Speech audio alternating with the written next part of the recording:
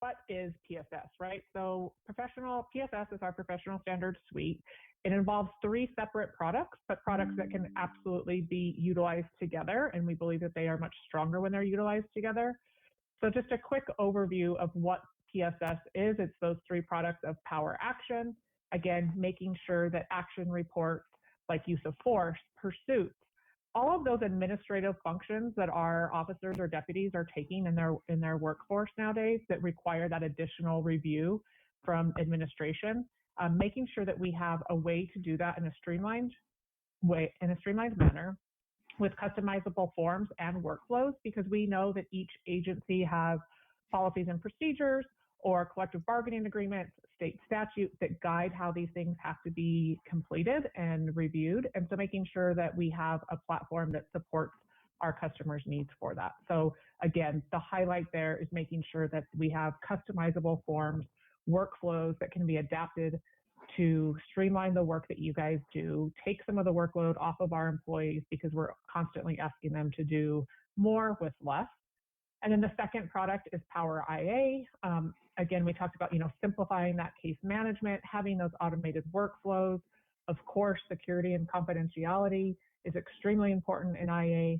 So making sure we have a separate kind of ecosystem, if you will, within the Power platform for our IA investigators to be able to access their case, allow the chain of command that's going to review those cases to review them, but making sure that it's secure and cohesive and works seamlessly with our other products.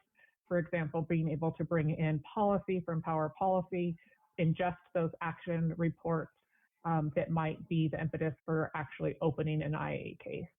And then third, we have Power Vitals, which again is our early warning or early intervention system that's going to capture all of the requirements that you may have, whether it's from a state mandate or again, maybe it's your accreditation program that requires you to have an early warning or early intervention system.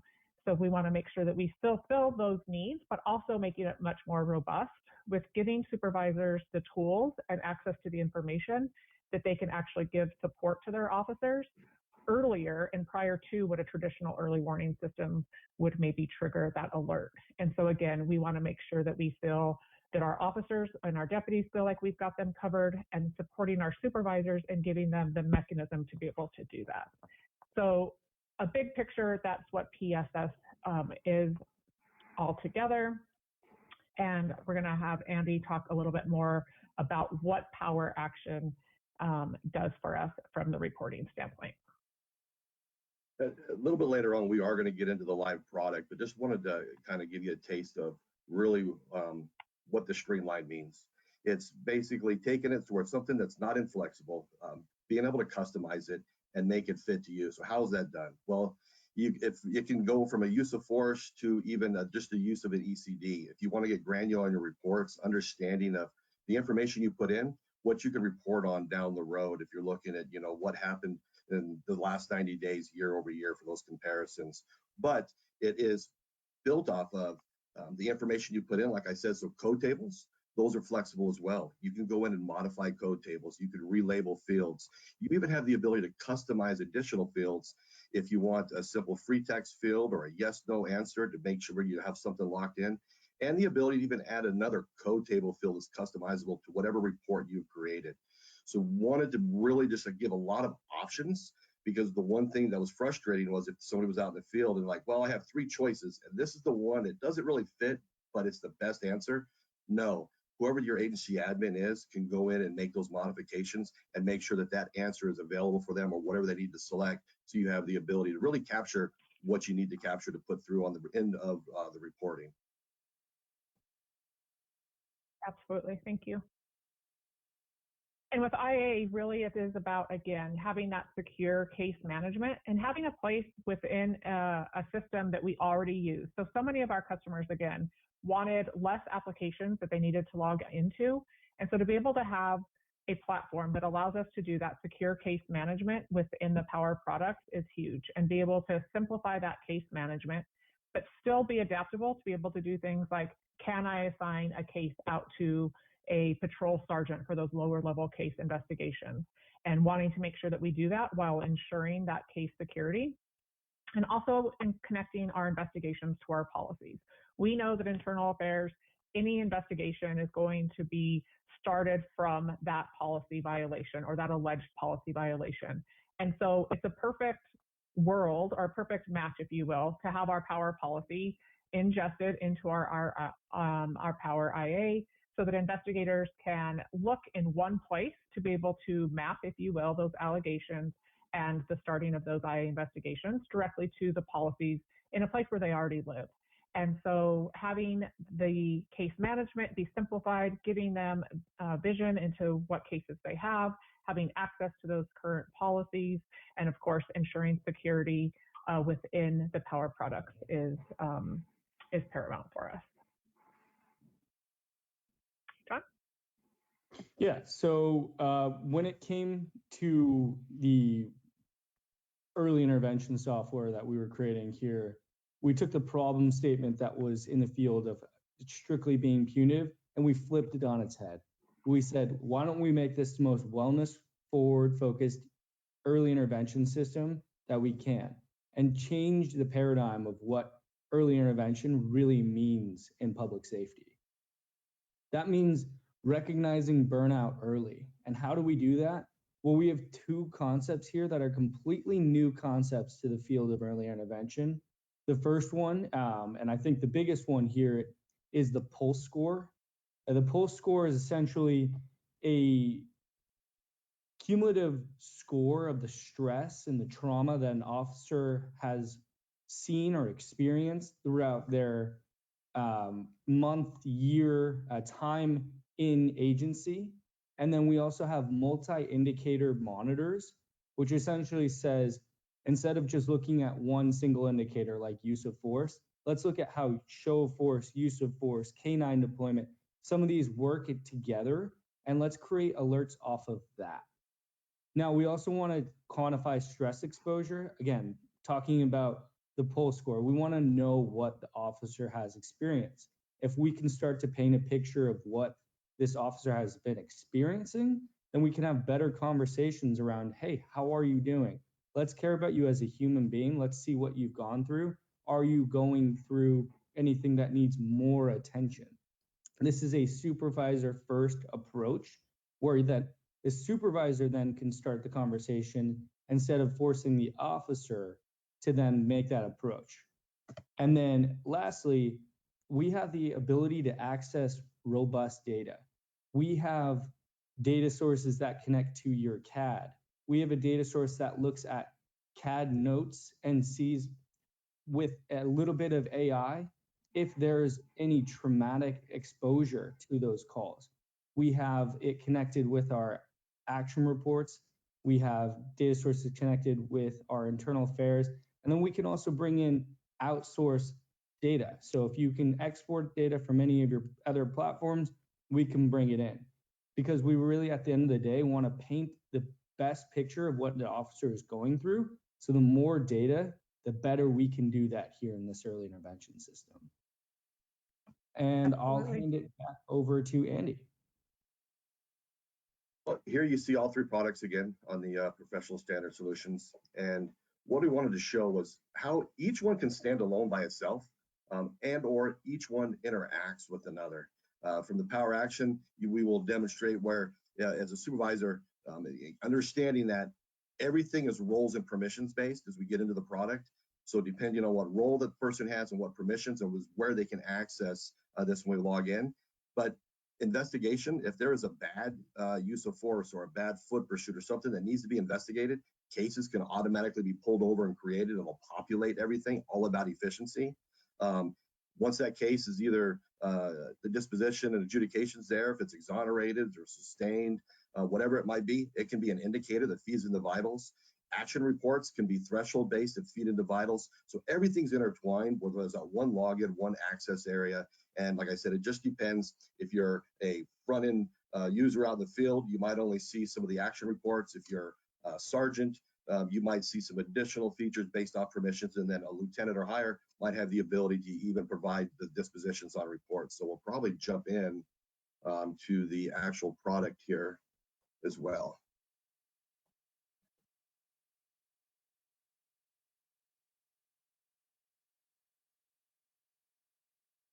Well, looks like Yeah. Jessica logged into Power DMS, and what she's showing right now is there's actually the app switcher up on the top. So whatever products you have, you can jump between any of those products. So it's one login, simplifies the process. We don't have multiple usernames, passwords getting in, and she clicks on the professional standards, takes us to the dashboard.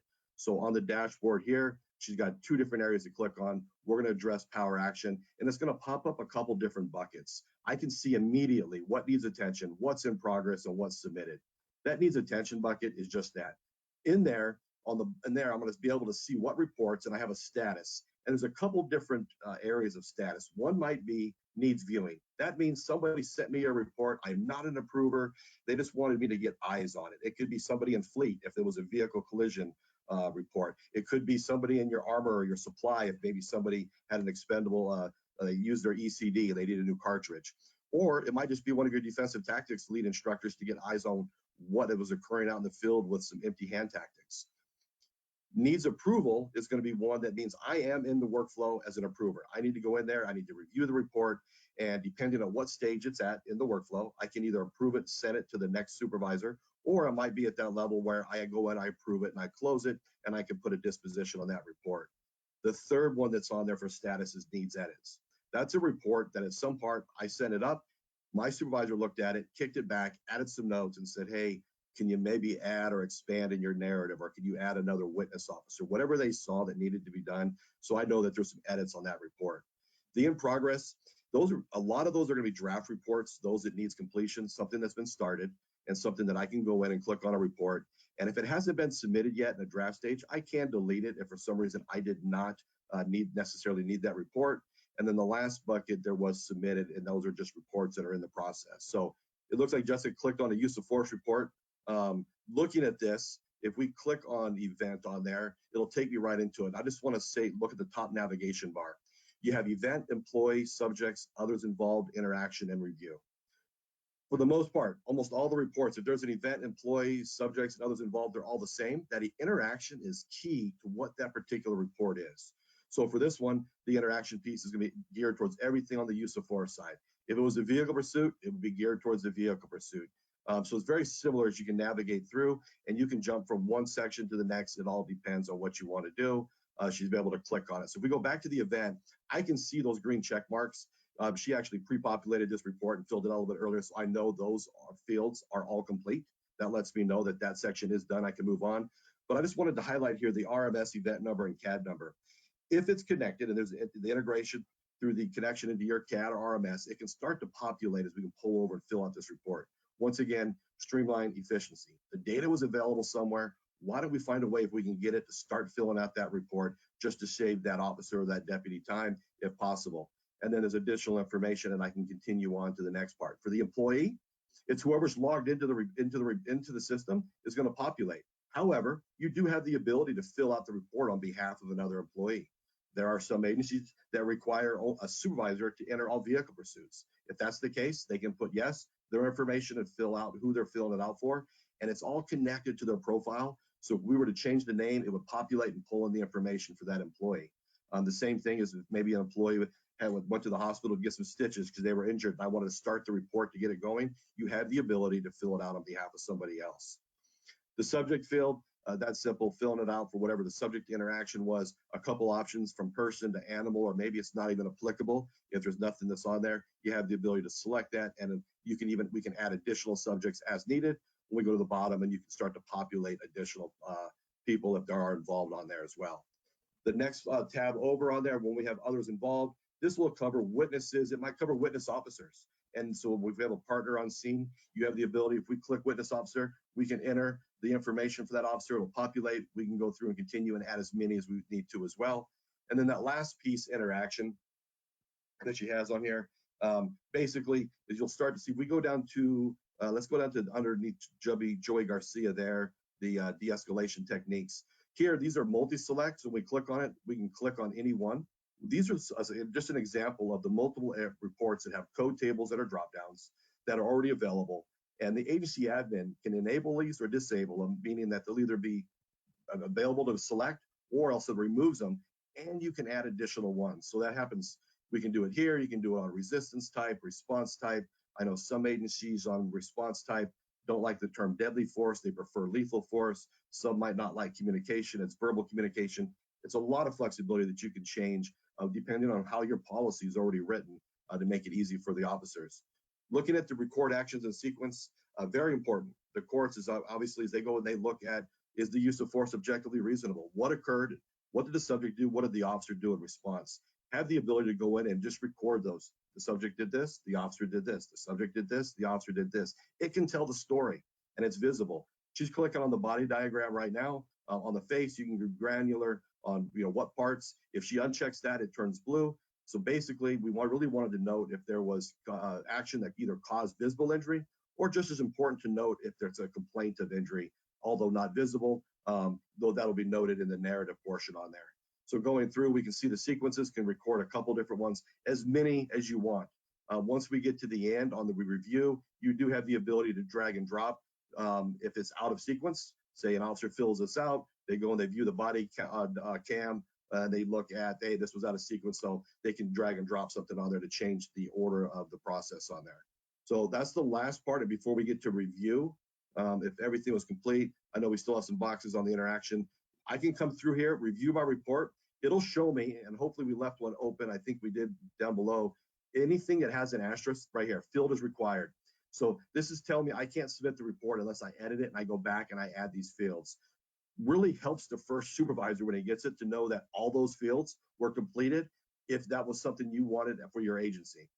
We'll kind of jump out of here in a second, but I want to scroll to the bottom and show a customizable field. We can go all the way to the bottom. Here's where the workflow is. I can override the workflow.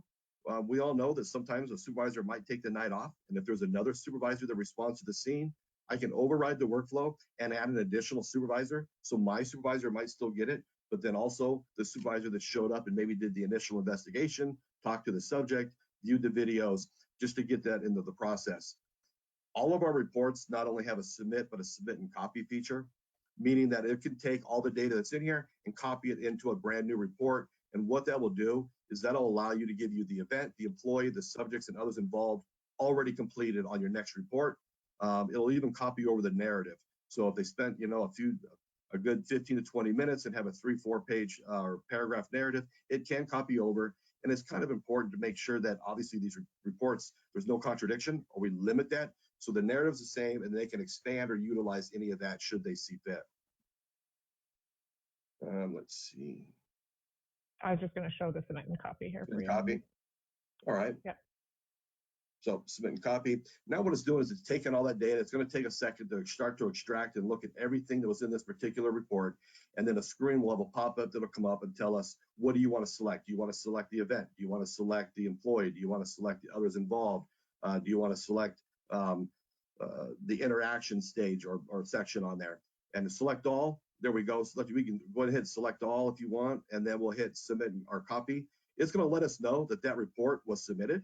And then basically I'm creating a new report for that information. So if we select vehicle pursuit or any other report that you want, it's actually going to start to populate that report. So if I look at it, there's all the data that was already done. And now we're working on a vehicle pursuit. So if we click on that page is done, we can click on employee, that's done. We can click on subjects, that stuff, that's done. Others, it's just when we get to the interaction. So we're already on the 5th page of the report, and it was just trying to increase that efficiency. So done with that. If you have access with this user, can you go to admin and then power action admin? Or I'm sorry, you're gonna go to start a report to show all the reports, either one.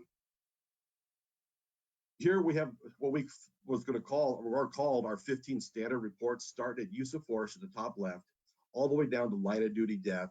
There was 15 reports listed there. What I've been finding, going on scene with all of our current users, is that they're using these as templates and really creating their own reports. So anything past line of duty death, there's all these custom reports. So we can click on report type there.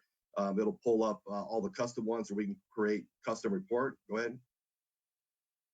And now here's where we can use the template. I can start from none. And basically if I hit none on here, it'll end up telling me that I can build it section by section, or we can go in. So there's only one section there and I can add each one in individually. So for use of force, if we want to, we can go to use of force report, and that'll start, what that'll do is give me all those sections you already saw: the event, the employee, the subject involved, others involved, interaction. And here's where you could really go in, and on any of these here, we can go in and change, relabel a field. If instead of BWC link, it might be vehicle dash cam link. You can relabel fields, change the display label. The boxes that are on here as well that you're going to see that's check marked. If we were to click on one of those check marks, that is now, all right, that's removed from your report. That's removed. If we click at this one, it's removed from your report. You have the ability to remove those, relabel them, or you can even go over and make something required or make something that's not required, which would allow that report to move along on the process with something not being put in the box, should you find that acceptable for the report you created. And just if you can scroll down just a little bit to the add a custom field, the very right there, custom field's going to pop up. I'm going to get a few options here. I can create a custom short text field. I can create a yes, no field, or I can create a code table field. You have the option to add 20 different customized fields per report, but with the code table field, there is the option to add one, where you can select how many drop downs and what you want in that drop down selection to really make sure you're capturing the data that you need for that particular report. Unlimited custom reports that you can create. Like I said, you can use the template that's already created there. You can create your own for monthly line inspection reports or use of a sick day. The options are pretty much endless on what you want to be able to capture and rename it as well. Awesome. Thank you, Andy. So for the purposes of demonstrating Power IA, we're going to go ahead and come over to the same thing. All three products are dashboard based. So keeping that consistency there for the user. So again, your view here, as Andy had explained on the Power Action dashboard, is going to be driven by the role or permissions that you have. So for Power IA, you can see here we have our open cases, what needs our attention, what cases we have in draft form, and what we've submitted. So this allows the user to actually use this as a case management, or if I was the IA lieutenant per se, I could keep an eye on the progress for all of our cases. So again, similar to that status of what is needed, I have the same thing here for my cases, that something needs completion, it maybe needs approval. We can have the due dates put in here. We know again that many of these investigation timelines are driven either by policy or additionally by your collective bargaining agreement or maybe even state statute. And so you can configure the case types to have those due dates. I can see here who my investigators are, the case priority, etc. So I can start a new case from a couple of different ways. I can select the case type, assign a priority, assign an investigator, and the date received. For our purposes today, I'm going to go ahead and just show you from the dashboard so I can show you a case that's already being worked, so that just in the interest of time. So this case is one that I opened earlier by ingesting an incident from the use of force report. So if I wanted to add an additional related item, for instance, maybe we have this use of force that occurred. The chain of command found it to be questionable or out of policy, and so they opened an internal affairs investigation. And then maybe we also had received a complaint on that same use of force. I can come in here, I can search for that complaint. I can look for that complaint, and I can easily add it to my IA investigation. Let's go ahead and search for the complaints that were brought in. Of course, let me do it. Sorry, let me not do that. But I could add as many related items. So if we had additional items, I can keep adding items here. So similarly to the action report, we will have the progression that comes across the top for the investigator to guide them in their investigation. So the subject information is automatically going to be pulled in also from that incident report. So again, having some efficiencies built into the system and utilizing that information that we already have captured in the action reporting. So I can have my subject details here. Then I can come to others involved. So again, if we had other people involved, we can add them here. Again, adding additional related items. So if I wanted to add additional CAT information here, an additional action report or complaint, I can again add that here. Our activity section is where the investigator is going to track everything that they do on a case. So again, we know that in most states or most agencies, you're going to be required to notify and contact the employee that they are under investigation. We have a built-in template, which is a great feature within the software. And I can sit here and I can just simply click to notify the subject. And it's going to, I don't know if it pulled it up on, let me see. It's going to pull up with your agency logo. Sorry, I wanted to make sure you guys could see that. It's going to pre-populate from the template that we set up during our configurations. It's going to notify the officer that he's under internal affairs investigation. It'll populate the date that you do this. It'll pull in automatically the allegations that you have listed, and you can include any language that you need of all of that information that you're required by the agency to inform the employee. So a great built-in feature there that it's, again, configurable to your agency's needs, as well as making sure that it all stays here within the application. So I can come in here, I can say that, yes, I contacted the employee, put the investigator's name, list everything from the activity time to the duration. This can be helpful if you're in a situation where you actually want to track, let's say, how long your investigators are spending viewing body cam footage. You could actually have your investigators track that easily by just having them capture that here as an activity. I can add additional files. So if I had generated that letter and I wanted to save a copy of that letter of the employee notification here, I can simply add that here, and then I can come and I can mark that activity as complete. One of the other features I want to point out that this can be helpful for is we have pre-populated activity types for this case type. You do not have to do that. You could start from scratch just by adding additional activity. But where this can be helpful is if you have a situation where you maybe farm lower level IA cases out to field supervisors, you can pre-populate the activities that are required for them as a reminder of what they need to do for those IA investigations. Because oftentimes when you have cases go out to the field, maybe that sergeant hasn't done an IA case in a while. And so this will help prompt them and make sure that they're doing all of the required activities that are required by your policy.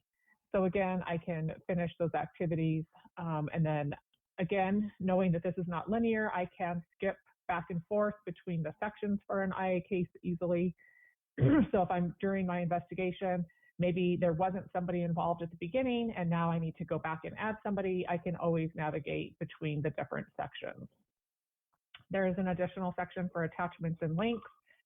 And I don't know if we even got the chance to talk about that on ARs, but both Power Action as well as Power IA have the ability to add attachments for that specific administrative report, or in this case, the internal affairs case. So I can actually upload attachments. I can simply link to our body-worn camera footage for the specific purposes of this internal affairs case. I can add documents such as a witness written statement, pictures that maybe occurred from the incident, etc. And there is no file limit here for internal affairs, so I can add that here. Then we have our allegations section. So here we can pull in what type of incident that the allegation is stemming from. We can select the allegation. Again, this is code table driven, just like the code tables on Power Action are driven. And then we have our ability to pull in our highlights. So here I already have one policy highlight as an example. If I wanted to add an additional policy, here's where the integration occurs with Power Policy. So all of your policies that are in Power Policy will automatically be pulled in here, allowing your investigator to do keyword searches or look at a policy in particular, being able to do things like search keywords or phrases and having it return for them, allowing them to map directly, if I could spell, that would be helpful, allowing them to make sure that they're actually capturing any of the areas that are applicable to that specific allegation and for that case. It has the highlight tool that's similar to our tool in Power Standard. So those of you that work on accreditation, you'll see that similarity. I can come in, I can add additional highlights for each allegation. It'll populate it. It's actually giving me a message here letting me know that this policy revision was actually published after the incident date. Again, helping your investigators ensure that they're using the policies that are in practice at the time of the incident. So a lot of built-in features in our products to make sure that our investigators and our officers are using the correct policies to investigate their case. The summary section is going to be where we actually add our investigative summary, again, allowing your investigators to complete their entire investigation in one place. And then finally, the review section. I do want to point out just real quick on the summary section, if you wanted, I know people are used to just typing their investigative file in a Word document. You could, of course, do that still and cut and paste it in here. But the idea is that we don't want you to have to use a different application. So you can add your full investigative summary here with things like bolding, highlighted, bulleting, etc. Then for the review section, it's going to take you through all of those sections that we did for our IA case, again, allowing you to go back and edit sections, again, also giving you an error message if you didn't complete something, drawing the investigator's eye back to knowing that they have to complete that.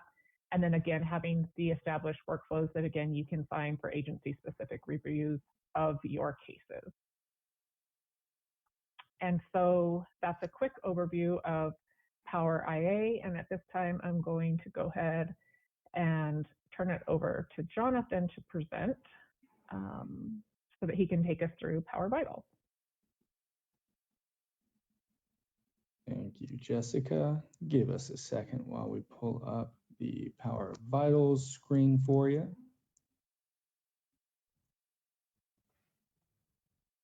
And as we're pulling up the screen, we're going to start Power Vitals at a point where someone had submitted a action report. So let's go ahead and pull that up. So here we're on the dashboard of the Power Vitals section of our professional standard suite. I'm right now playing a supervisor role where I oversee 3 separate officers, Amal, Stephen, and Darji. When I get to the dashboard, I should either get there through getting into the dashboard here, or I can get an email letting me know that one of my officers had alerted. An alert can happen through the standard thresholds as we've seen through traditional early intervention, 2 uses of force over 6 months, or whatever the policy entails, or it can be a multi-indicator, which we'll go over in just a second. But basically, I'm getting a notification, whether that's a summary of my dashboard or that's a alert, and I'm coming here and I'm seeing what is going on within my agency that I oversee. So here, as we've talked about the pulse score, we get a glimpse into the pulse score tendencies from that officer. We get an understanding of what they've alerted on, passing their thresholds, and any other indicators that they've experienced over the last X period of time. We can change the period of time here. We can compare this pulse score to the agency, any peer groups, divisions, and then most importantly, we can sort. So if we want to understand who's had the most alerts, we want to understand who's had the most indicators, or understand who has the highest pulse increase over X period of time, we can sort these direct reports up here by those sorters. Now, once I receive the alert, I want to come in and tend to that alert. I want to check in with this officer and see if they need to make a plan in order for them to change their behaviors. Are things in policy? So I come in here and I click on their alert. I noticed they had 2 foot pursuits over 6 months and our threshold was exceeded. We also have 2 uses of force and 2 uses of body worn camera failure. And the thresholds here you can see are 1 occurrence and 2 occurrences. So if I wanted to understand a little bit more about what's going on with this officer, I can close this alert, go into their profile here, and then I can get a full picture of exactly what's going on with my direct report, Amal. We can see the priority indicators, what they've been experiencing the most. So here we can see BWC failure, foot pursuit, use of force. We can double click into the pulse score here of what's causing an increase in stress for this officer's life. Here at each point, we can see the indicator. So an officer involved shooting, and then it's plus 20 points. So here we can also see the indicator summary. So all of the indicators in which they've been a part of. And then we can also add life events for this officer. So if we heard that this officer was experiencing a divorce, or if they had a death in the family or a friend, we can add these manually to fill in the blanks of what's going on in this officer outside of their career. Things at home that maybe don't get noticed by supervisors. So here's a big picture of your officer. We think it's a really great summary of what's going on in that officer's life. Now we're going back to the dashboard and we want to create a plan for them, right? Let's just say that these BWC failures are out of policy. Here I'm going to create a check-in. In this check-in, we can have check-in response templates, which basically we've templatized how to handle this type of action. If they're not within policy, we want to come in here and say, okay, great. We can see we have templates here, start with neutral tone, and it's a whole plan of how to deal with a situation like this. The supervisor is equipped with the materials they need. Again, they can also assign a assist plan. An assist plan is basically a plan for this officer to go do steps in order for them to get either training, counseling, help, whatever they may need to get back on track according to that supervisor. We can make templates in here as well. So we can have a training step, we can have meet with a counselor. However the agency wants to set it up, they can set up these plans and these responses. And then eventually, once I set the date here, assign this to the officer, and then it is within the officer's hands to complete that assist plan check-in. You'll see that now the assist plan is in progress. It is now up to the officer to go ahead and take those steps and return it back to whoever's in the line of the chain command, whether that's a lieutenant, sergeant, or whoever needs to review to check off and say, yes, that officer has completed that training and those steps. So that is pretty much the loop. You'll also be able to create manual check-ins. So if you notice that an officer has a high pulse score increase over a period of time and you just want to check in and see how they're doing, that's a great opportunity to record that check-in in our database and log that and say, yes, I did have a check-in with that officer. We talked about what's going on in their life, and it's here recorded for me to show I had that conversation. Again, it's a supervisor forward way to approach mental health and your officer's well-being. Now, we talked about the data that's coming in to Vitals. Here are all the different ways that you can ingest data. We can go in and manage and say, and map the allegation types that are coming in. So we can say that this allegation type is a high allegation, a low allegation, a moderate allegation, because not all allegations are created equally. These allegations start to come in and populate what an officer has been accused of or been with an internal affair case. We also have a action report mapping, so we can say that foot pursuit goes to a foot pursuit indicator. It's pretty standard here. You're just telling our system where these action reports go into our system. And then as well, we can create, like I said on the profile, we can create life events. So if we want to go in and also create positive indicators for these officers, we can as well. So commendations and awards, or also more of those things that have tough to deal with for an officer, like death of family or a friend. Really, the data here is limitless, and it is up to the agency of how much they want to provide. Here you don't see displayed is the CAD and CAD notes. That's coming up on our roadmap. fairly shortly here and will be available to all of the Vitals subscribers. I want to hand it back to Jessica. Let me go ahead and... Yeah.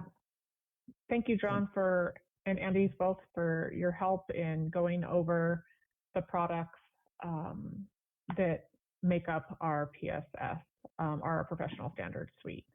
So really, I think that there's a lot that sets our software apart and how our software is different. To me, some of the main points is having all of it be under the one umbrella of something that so many of our customers, right? All of our customers are already utilizing one of our products, have that together in one spot. It's highly configurable. We know that agencies have the need to be able to utilize this software in a way that makes sense for them and their policies and the way they conduct business. So we can configure, pretty much every aspect of the product, from having those weighted indicators like John was just talking about, to creating the forms or the form types and the workflows that your agency needs, and even to be able to utilize the software outside of maybe the initial intention of just having administrative reviews. So to be able to do things like track things that matter to your community. Like maybe you want to create a form type or report type to do how many Narcan deployments have you used in your agency. And that's something that's important to be able to communicate back both internally to your organization as well as your community. And so utilizing the software, again, to configure it to the needs of your agency. Another big thing is, of course, the security. All of our PSS products are secured by the AWS GovCloud and built on the trusted framework that Pdms by NeoGov has always utilized, especially knowing that we have confidential information. The security is paramount. Making sure that we have great audit logs. That's something we didn't touch on today, but there is robust audit logs for the action reporting, for the internal affairs cases, for access to the system. You can look at what the new values were, what's been changed by a user, what they've done within the system. So the security of the system is also paramount. And then finally, the analytics piece. And this is probably my favorite piece of all of it, because we live in a time now that we're asked to do so much more to review our officers' actions. We're asked to do so much more to investigate our employees and share that information with the community. And so having an analytics tool that gathers all of this information, both from your action reporting, your use of force, your vehicle pursuits, your complaints, all of your cases, what are you doing for early intervention? How are you supporting your officers? And having the ability to pull together all of that data into one place and help that drive decision-making around training and policy and supervision within your organization really is going to help catapult your agency to be more professional and help you have more meaningful conversations, both internally with your employees, as well as externally with your community. And that's probably, like I said, my favorite part, that we know that we're empowering people to do a better job, both for their employees as well as their communities that they serve. And again, just utilizing these products together to help set you apart is really what I think sets our software apart from what we've had available in the past. And so with that, we are actually a little bit ahead of schedule, I believe, which gives us great time to be able to move to Q&A. So I know Alicia's been working on the back end. If our attendees did have questions on the back end, we'll take some time now to go through those questions. So Alicia, thanks. Yeah, thank you all so much. I've been answering some of the questions in chat, but some I wanted to save because we've been getting these questions pretty commonly. So the first one is, if we currently have a case management system, would your system be able to bring in that data to track history, so legacy cases? Yes, absolutely. So we know, again, especially just from the analytics, as well as the requirements to have that information available, we absolutely do support the ability to bring in legacy cases for your internal affairs. So that's done just via a CSV file. You can actually also have a full PDF of the whole case imported, and a pretty easy mechanism once we grab the fields that the CSV file can collect. And then you can also use that in addition to those PDFs for each of the cases and import it into the system, and you will have that available to you within Power IA. Perfect. And then I have a question about citizen complaints. Is there an ability for citizens to submit a complaint report, or is this only for employees of the department? Got that one a couple of times. Yes, so absolutely. It comes with a public-facing link that would also include your logo. So upon implementation, that link can become active. You can utilize it on your web page and bring in and have that public-facing, not just compliment or not just complaint, but also compliment, so that you can provide that to your community as a way to interact with your agency. So yes, we do have that ability to allow for public complaint to be made. And again, you can have that be anonymous or their name, again, depending on the requirements of your state or agency's guidelines. Awesome. Andy, I have one for you for action. This is a question we've gotten before. If there are multiple officers on an incident, how can they see that tied together in one event versus reporting on individual officers? And what does that look like for submissions? It's going to kind of depend on the policy, because you have a couple different options that you can do. When we show that the others involved, you can put witness officer. You can add those additional officers if it's 1, 2, 3, however many officers were on scene. And also, if I was on use of force with Jessica, but I used force and she didn't, I could add her as a witness officer. But if she has additional information, she could go into what is the supplemental report. It's a very condensed report where, since she didn't use force or reportable force, she would just put in the CAD number or the event number that links those reports together, where she might have received seen some different, had a different view, where she saw the suspect had the gun hidden down by the leg, or some other information that she wants to add and also link in her body cam. So that can be done by doing a supplemental for multiple officers, or they can be added on the witness, or both. If we both use force, my recommendation would be we both did our own use of force report, but those are going to be linked again through that event number. And that was the one key thing that we wanted to focus in on the analytics, because we all know at the end of the year, we got to report on use of forces and how many times we use force and its incidents. And it can get kind of confusing, because you might have 17 different incidents, but 27 uses of force with 16 officers. So we wanted to make sure you had the ability to really look at those and say, who did what are we doing, why are we doing it, and for the any type of action report. Perfect. Let me find, there's another common one, or another one about analytics. So when they're building out custom forms and custom fields, will they be able to report on that custom information in analytics? When they build a custom report, they're going to choose the analytics report type that they want to capture that information on. They do have the ability to include those custom fields into the analytics. We are working on having the labeling conventions brought over to be consistent with that, but they do have the ability to attach an analytics report type to that custom report, ensuring that they have the ability to have good analytics associated with that custom report. Great. I have a question for John. Does the pulse score still work when you only have one data source? Yeah, so the pulse score works when you have any type of data source. It's obviously more comprehensive the more data sources you have integrated with vitals. But if you just have one data source, it still works. So the more data sources, the more comprehensive, the better picture you're going to get of that officer's life, but it still works with one. Okay, great. Let's see, I think, we're getting some new ones. Hold on just a second here. Can you link multiple agencies, such as a police standards? Can another agency link their Power DMS report and send it to the police standards and Power DMS?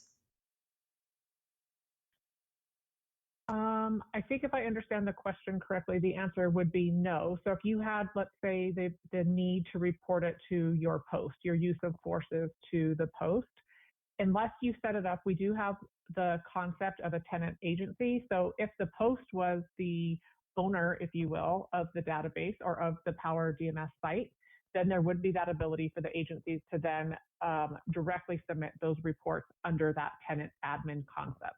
But for the most part, within an agency, if they're utilizing it, they would need to download that report and then send it to them, unless there are unique circumstances in which people may want to give somebody outside of their department access to their Power DMS site. So let's say that there's maybe an inspector general or something of that nature with the AG's office that they want to be able to share that information with directly, then they would have the ability to do that within their own site. Great. We did get some questions about future integrations, and I'll say we are very excited that we announced this just 1 month ago, but we already have big plans to build things. So as those become available and as we're ready to announce those, you all will be the first to hear about it. We're excited about building some of those integrations that you were talking about. For now, I want to highlight when we're talking about what sets us apart and what makes us different, you all are going to get a takeaway that shows a checkbox of everything that we have versus the top software that's on the market today. Kind of a compare and contrast. So you can compare maybe the solution that you have right now or what you're doing right now with the features that are available in the professional standards suite. So you'll get that along with this recording and the slides that we've shown you today. And if you have any other questions or if you have a follow-up question to a question you asked, please feel free to reach out at contact@PowerDMS, and we will be happy to answer that question for you. And thank you so much, Jessica, Andy, and John, for showing us these products. Thank you. Right. Thank you, everybody.